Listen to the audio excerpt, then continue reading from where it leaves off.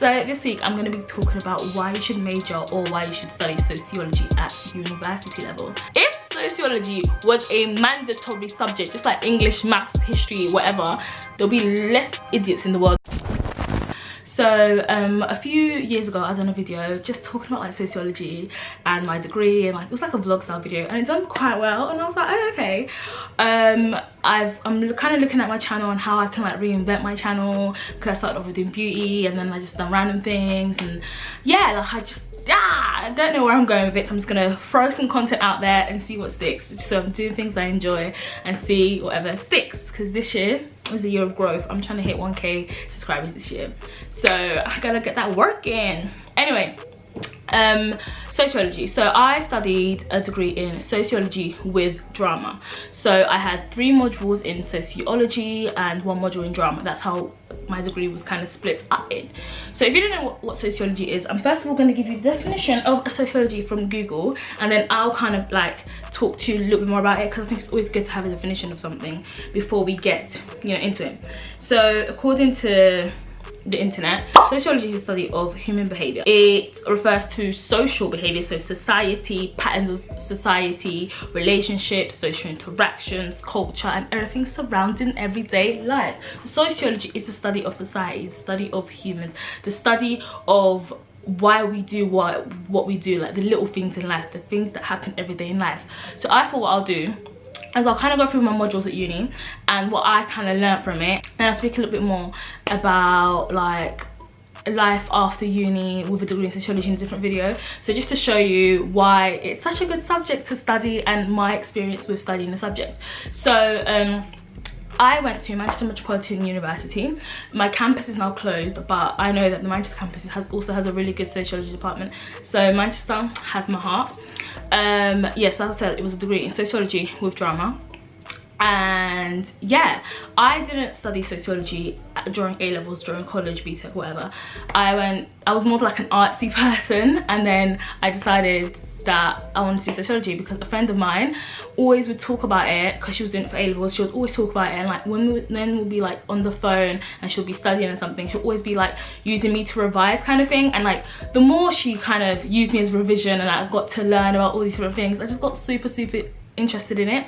So then I started doing my own research on it. I done like mini courses on it. I actually read, the first book I read was Sociology for Dummies, so I can kind of understand what it was. And this was during the summer of year 12, because I had to figure out what I wanted to do at uni, whether I wanted to just do straight drama, whether I wanted to do English and drama, or whether I wanted to do something completely different. So yeah, I was reading, and that's one thing I always say, like before you decide to do any uni course, like from my experience, reading up about it, going to the unis that kind of like pique your interest, and reading the course, like what the course entails and different modules, just so you can kind of get an understanding. And if you haven't done that subject before, I would say just get like a book from a library, just like the basics of that subject. For me, it was Sociology for Dummies, and then I also read Criminology for Dummies, because I didn't know whether I wanted to do sociology or criminology. But I already had like a basic interest of like feminism, and I knew what that was, and I was interested in like social justice and equality and stuff like that. And learning that sociology kind of aids you in learning about all these stuff and why they came to be, it just sparked my interest. So yeah, then I chose to go to MMU, because for me it allowed me to do the two things I love, which was drama and sociology. So yeah, first year, my modules, I'll just talk about my sociology modules throughout the years of uni.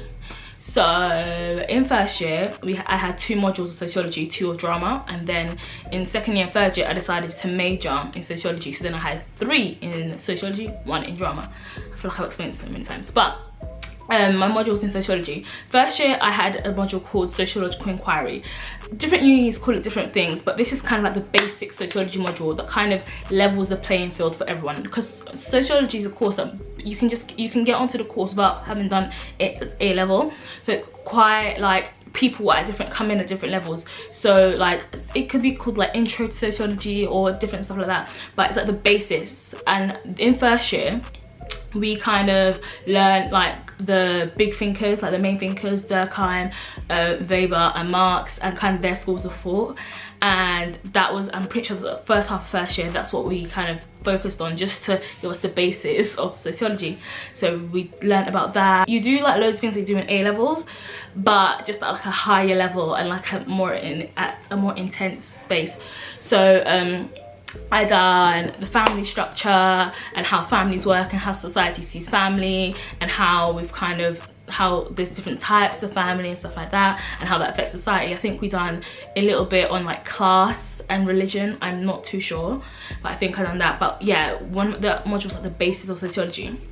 Another module that I had was social policy. When I was applying for my uni specifically, social policy was the one module that I was not feeling. Like all of the modules I was feeling, I was like, yeah, I'm gonna love this, I'm gonna love this.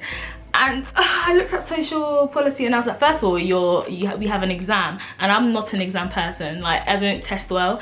So that was already one thing. That's one thing I also give a tip on. Look at how you are assessed, because if you are doing a degree that's like 50% exams and you don't like test well like me, what are you doing? Like, find a different degree, please. You're just gonna stress yourself out for no absolute reason. But because 90% of the modules I liked, I just went with that uni. But social policy, surprisingly, it became one of my favorite modules, which I got to do in second year. It became one of my favorite modules. So social policy is basically how the welfare state came to be, and how policies and bills and legislation affects us and stuff like that. So we learned about like the welfare state and why, like the British welfare state, and how that came to be. And then we also kind of delved deeper into like policies and how that affects us in everyday life, and how us as like sociologists can use social policy in bettering our governments and stuff like that. So interesting. I loved it. Policy making, like I actually was applying for internships to be like a policy maker and to work in a civil service in like parliament and stuff. That is how much I loved that module. In my second year, I also had sociological inquiry 2, which this year we focused a lot more on like more contemporary theories and stuff like that. So we learned about feminism, we learned about class structures, and we learned about like the class system. We done race and like racism and how that affects society and stuff like that. What else did we do? Yeah, oh, and then we done research. Then we got to conduct our own research, because that was like a preparation for our dissertation module for our third year. I feel like going to uni as someone who come from a really artsy background was really difficult, because I was like, why are we writing a lot? I'm used to rolling around on the floor and dancing, okay? I'm not used to writing. But that's another thing for another day. I also got to do more social policy, which I got to focus, oh my god, I got to focus on like knife crime, got to focus on a lot more topics that kind of related to me a lot more. Like when people say ignorance is bliss, ignorance is bliss. Studying sociology opens your eyes to so much that you're like, what? I was happier. Like you feel like you have to like analyze everything, and you have to like pick at everything, because that's what your degree is. That's what you're just learning for 3 years, how to like literally pick apart every single thing that we have been told since we were born, and deconstructing that into like, listen, they told you this because this, like, it's mad. And then another module in second year was youth in transitions. So we spoke about this one. This is actually such a mad module that I don't know why I chose, but my uni was quite small, so we had very limited options. So youth in transitions was very much weird. So we got to talk about like what do they call them? We got to talk about like subcultures and like moral panic and like youth subcultures, because from like a certain from before I think World War II, this whole idea of like adolescence, the whole idea of like youth was not a thing, because people went from being a child straight into war, and then you either die or you get married. There was not like this like middle ground from childhood to adulthood. And after I think World War II, I'm pretty sure I might be wrong, don't know which war it was, can't really remember, it was a long time ago, but after this time there was like, oh yeah, there's no youth. And then when that came about, it was like a shock to society. They were like, what is going on? Because then this like different subcultures started to build, and it kind of related on your status, how much money you had, your economic background and stuff like that, and how these different subcultures kind of grouped together, why they became how they became, and how like society reacted to it, how the media reacted to it, how the politicians reacted to it, how the education system reacted to it. And we kind of spoke about like moral panics, and then we got to kind of how back then it was like, oh my god, what is going on? People were in shock. And now there's no moral panic anymore, because we have seen everything basically. Now there's no more moral panic with youth. Like some people could argue that knife crime is a moral panic, but it's more of a moral anxiety, because it's not this outrageous thing that we are not used to anymore kind of thing. Like we're used to everything called social media and called the internet, which was, it's such a good module to do as well, because I also, so like my job now, I work in youth, and even though that module was focused a lot more back in the day, it kind of it puts into perspective the work that I'm doing now. I also got to do a crime module, which was really like, I really wanted to do, because I didn't know when I was actually applying for my degree, I didn't know if I wanted to do criminology or if I wanted to do sociology. So doing a crime degree, doing a crime module with the people who were also doing criminology was really, I wish I'd done more crime modules. I wish my uni like offered more crime modules, because it was such a good module and it just opened my eyes. So we done so many, like we learned about so many different things, like sexual crimes, sexual violence, hate crimes, politically motivated crimes and stuff like that. And it just really, again, opened my eyes. I think what you can take out of this video is sociology opened your eyes, because criminology is the study of crime through sociology kind of thing. So it goes, it's such a big topic, they can literally make their own degree out of it. That is how broad sociology is, that it has its little branches and stuff. And it really helped with my dissertation, because my dissertation was about institutional racism, and I focused on Stephen Lawrence's murder and the Macpherson report that came as a kind of, that was conducted because the murder was so like badly handled by the British police system. And I kind of spoke about British police system and how it was before the Macpherson report, during the Macpherson report, and after the Macpherson report, the Macpherson report's findings, and how that's been implemented into our system. But still racist, still institutionally racist. But yeah, crime was such a good module, because it really helped me with my dis.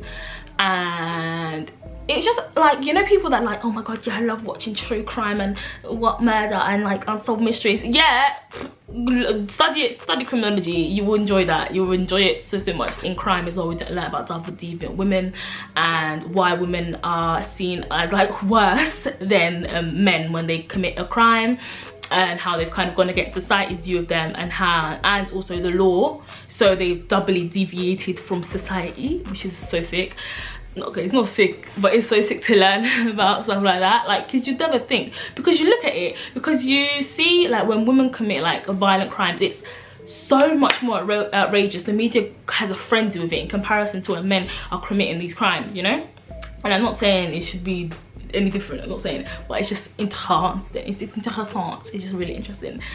I think everyone should be studying sociology, because I just feel like for example, with the whole like BLM thing that was happening, like as a sociology student, I found it so mad that people were like, I can't believe this is still happening, what? I can't believe the world's still like this.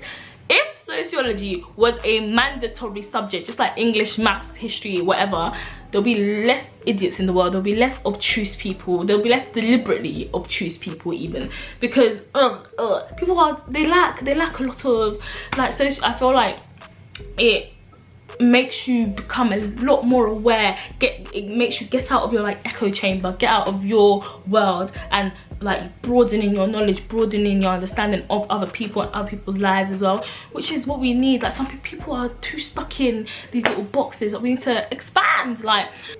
But getting a job after uni with a sociology degree, like some people, I am a true believer in you just do any degree. Like you do not need the degree to get a job. I am very much a strong believer.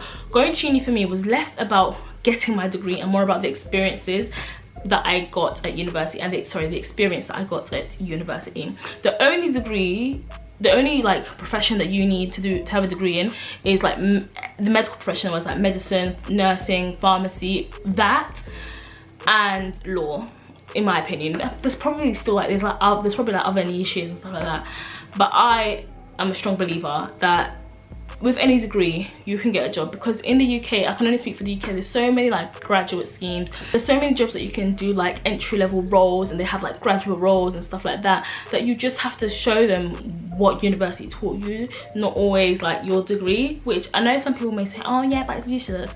You don't have to go to university, but I am a strong advocate for university, because it just, yeah, it teaches you so much and allows you to become more of like a rounded person. Not saying if you don't go, you're not rounded, but for me, as someone who had no clue what they wanted to do in their life, it really helped me kind of focus myself a little bit more, because if I didn't go to uni, I promise you I have no clue what I was doing. Okay, well, I do have a clue what I'll be doing. I'll probably be dancing, and like, you know, with a sociology degree, it's so many transferable skills, like many degrees, but yeah, with sociology, so many transferable skills that will help you in the long run. But yeah, I'll talk more about like jobs and stuff in another video, but I really hope you enjoyed this video. It was all over the place, but and I'm speaking really fast, but I'm so sorry. Thank you so much for watching, and I will see you next time.